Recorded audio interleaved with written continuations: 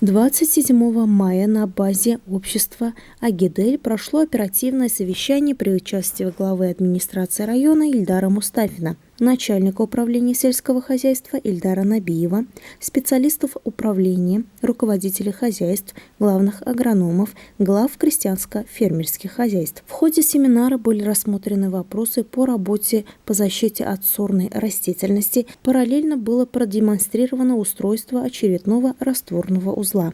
Очередную модификацию растворного узла, передвижной этот узел у нас, до этого были стационарные, показывали прошлый год, кто помнит, ООО «Мир», ООО «Племзавод Урожай». Вот сегодня мы решили показать передвижную модификацию, в связи с чем выбрана такая конфигурация, ввиду того, что хозяйство имеет дальние поля в сторону деревни Сульты, достаточно большое плечо перевоза рабочих растворок. В связи с тем, что там имеется на ферме водоисточник, решили сделать вот такой передвижной, чтобы можно было, закончив в одном отделении, или бригаде, правильно сказать, перевести его в другое отделение, поставить около воды и начинать дальше работать. Узел полностью автономный, состоит из двух емкостей по 10 кубометров и одной емкости 500 литров.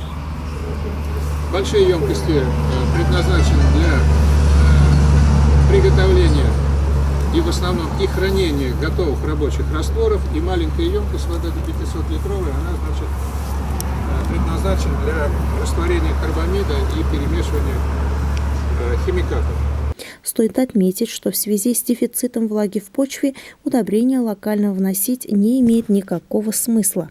Поэтому в этом году основной упор будет сделан на листовые подкормки культурных растений. Для этой цели был продемонстрирован растворный узел, который предназначен для растворения минеральных удобрений, смешивания с гербицидами и другими компонентами и применением на посевы зерновых культур.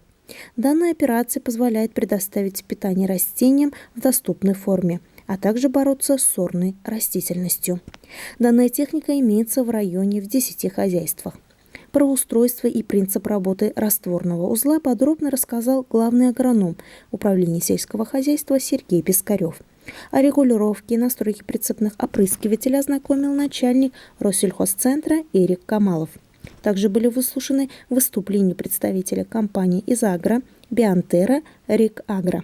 Подытожил совещание глава администрации района Ильдар Мустафин.